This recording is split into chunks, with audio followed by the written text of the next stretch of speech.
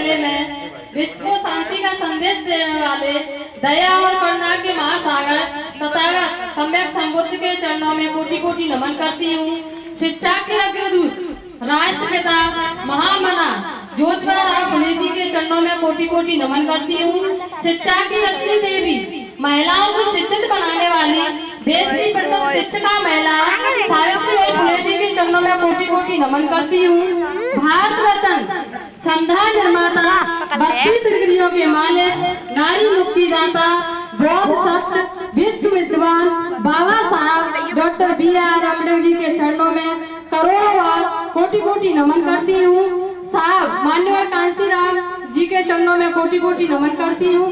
बहुजन समाज में जन्मे संत गुरु महापुरुष एवं वीरांगनाओं के चरणों में कोटि कोटि नमन करती हूँ। और यहाँ पर आए हुए बाहर से आए हुए अतिथियों का मैं स्वागत वंदन हार्दिक अभिनंदन करती हूँ। और यहाँ पर बैठे हुए सभी माता बहन, भाई बहन एवं बच्चों को मेरा क्रांतिकारी जय भीम, जय भीम, जय भीम, जय भीम, जय भीम। सबसे पहले मैं तो महिलाओं से एक ही निवेदन करना चाहूंगी कि जो भी आडंबर है, पाखंडवाद है, अंधविश्वास है, इसको जब तक महिला अपने दिमाग से और अपने मन से खत्म नहीं करेगी तब तक पुरुष इसमें कुछ नहीं कर सकते। सबसे पहला काम करना महिलाओं का है। महिला एक घर को चलाती है और घर में जो भी आडंबर है वो खुद उनको चलाती है या मानती है, पूजती है, तो उनका असर बच्चों पर जाता है और बच्चे भी उस कार्य को करने लग जाते हैं। तो मैं एक कहानी के माध्यम से अपनी माता बहनों से कहना चाहूंगी कि जैसे पहली एक परंपरा थी, तो एक बहू आती है, जैसे गांव में शादी होती है, सभी लोग जानते हैं। शादी होकर के जब बहू आती है तो उसकी सासू माँ बोलती है कि चलो बहू हम तुम्हें अपनी माता पे ले चलते हैं, जो शेड़ होती है। सभी जानते हैं कि गांव में शेड़ को या अपने मुरैना में सब जगह उपलब्ध है। और सब जब शादी हो जाती है उसके बाद में लड़का और बहू को शेड़ पर ले जाते हैं। उसकी सासू माँ बोलती है कि बेटा चलो तुम्हें वहाँ जाना है, लेकिन बहू पढ़ी लिखी थी और वो मना करती है। जब उनके मना करने पर भी सासू माँ नहीं मानती है तो बहू सोचती है कि अब तो मुझे जाना ही पड़ेगा। जब वो जाती है मंदिर के पास में, तो आगे शेर की जो आकृति बनी होती है दोनों तरफ से, बहुत से मंदिरों में बना हुआ है, इस तरफ से शेर और उस तरफ से।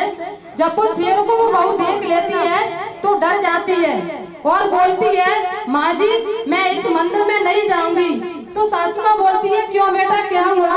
कि माँ जी जो शेर है वो मुझे खा जाएंगे और मैं मंदिर में नहीं जाऊंगी। तो उनकी सासू माँ बोलती है कि बेटा तुम बड़ी पगली हो, मुझे एक बात बताओ, क्या ये पत्थर के शेर कभी खाते हैं किसी को? तो वो बोलती है ठीक है सासू माँ मैं चलती हूँ। जब और अंदर बढ़ते हैं मंदिर में तो एक उसकी गाय की आकृति मिलती है। तो गाय की आकृति में उसका बछड़ा उससे दूध पी रहा होता है। तो उस आकृति को देख करके बहू बोलती है माँ जी आप ठहरो यहीं, मैं जाती हूँ और बाल्टी घर से लेकर के आती हूँ। तो सासू माँ पूछने लगती है कि बेटा बाल्टी तुम्हें क्यों चाहिए? तो बोलती है कि माँ जी जो बछड़ा पूरा दूध पी जाएगा, मैं बाल्टी लाती हूँ, उसमें दूध निकाल करके अपन मिठाई बनाएंगे और इस मंदिर में चढ़ाएंगे। तभी भी उसकी सासू माँ बोलती है अरे बेटा मैंने अभी तुझे बताया था ना कि ये पत्थर है और पत्थरों से दूध नहीं निकलता। तो फिर वो आगे के लिए बढ़ जाते हैं। जब आगे बढ़ते हैं तो अंदर एक सांप की आकृति मिलती है और सांप की आकृति की देख करके बहू डर जाती है और बहू बोलती है कि माँ अब मैं अंदर नहीं जाऊंगी। कि क्यों? कि जो सांप मुझे डस लेगा। तो वो देखते हैं, सासू माँ बोलती है कि बेटा ये पत्थर का सांप है और ये किसी को नहीं डसता। तो फिर वो और आगे बढ़ जाती है। जब आगे बढ़ जाती है तो एक अंदर नादिया भी होता है। तो नादिया को देख करके फिर बहू डरती है। तभी भी वो बोलती है कि सासू माँ मैं नहीं जाऊंगी, ये नादिया मुझे मार डालेगा सिरों से। तो सासू माँ का तो एक ही कहना था कि ये पत्थर का है बेटा, कुछ नहीं होगा, तुम चलो अंदर मंदिर में। जब वो मंदिर में अंदर जाती है तो एक शिव जी की मूर्ति होती है और सासू वहाँ बैठ जाती है, पूजा करती है और बहू से बोलती है कि बेटा अब तुम आशीर्वाद ले लो भगवान का। तो बहू बोलती है कि सासू माँ मुझे एक बात बताओ, जब बाहर पत्थर के शेर मुझे खा नहीं सकते, पत्थर का सांप मुझे डस नहीं सकता, पत्थर की गाय हमें दूध नहीं दे सकती और पत्थर का नादिया हमें मार नहीं सकता, तो ये पत्थर के बने हुए भगवान क्या हमें आशीर्वाद देंगे?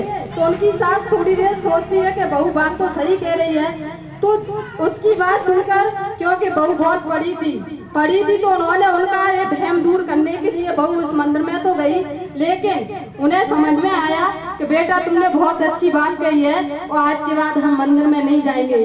तो मेरा यही निवेदन है कि जिस भी मंदिर में हम जाते हैं उस मंदिर में हमको लूटा जाता है, ठगा जाता है। जिस मंदिर में भी जाओ, क्या आपके कहीं किसी भी मंदिर में कोई पुजारी है? कोई है पुजारी?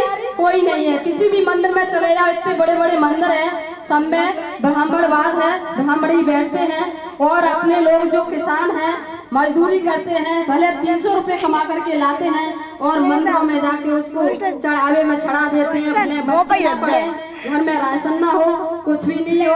तो मेरा यही कहना है कि इस अंधविश्वास को त्यागिए। इस अंधविश्वास में कुछ नहीं रखा। पहले बाबा साहब ने कहा अपने बच्चों को या खुद पहले शिक्षित बनो, संगठित रहो और संघर्ष करो। जीवन में हमको 3 काम करना चाहिए, विशेषकर महिलाएं। एक बात और एक कहानी के माध्यम से मैं बोलना चाहती हूँ कि जैसे एक कहानी गांव की है। एक माँ बूढ़ी थी तो वो बिल्कुल अंधी थी, उनको दिखाई नहीं देता था, बिल्कुल दिखाई नहीं देता था। घर में अकेली थी। जब भी वो रोटियां बनाती तो रोटियों को बिल्ली या कुत्ते उनको ले जाया करते थे। जब रोटियों को कुत्ते ले जाया करते थे तो वो बहुत परेशान होने लगी और पति भी अंधे थे। तो पति ने कहा कि आज तुमने मेरे लिए 2 रोटी ही क्यों रखी? तो वो अंधी बोलती है कि हमने तो आपके लिए 4 रोटियां बनाई थी और आप बोल रहे हो कि 2 रखी हैं। तो ऐसी ही चर्चा हुई तो कुछ लोगों ने सलाह दी कि आपको आंखों से दिखाई नहीं देता तो ऐसा कीजिए, जब जे अंधी माता रोटियां बनाती है तो एक लकड़ियां अपने पैर में दबाए और उसमें रोटियों को पोते हुए चली जाए और पो करके रखे, तो इससे कुत्ते बिल्लियां नहीं खींचेंगे।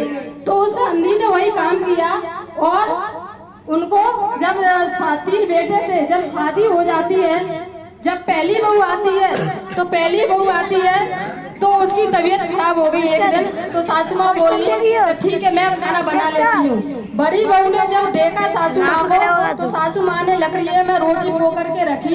तो अगले दिन उनकी बड़ी बहू ने भी ऐसा ही काम करना चालू कर दिया। जब दूसरे नंबर की बहू आती है तो जेठानी को देख करके उन्होंने ही ऐसा काम करना चालू कर दिया, वो भी लकड़ियों में रोटी पोने लगी।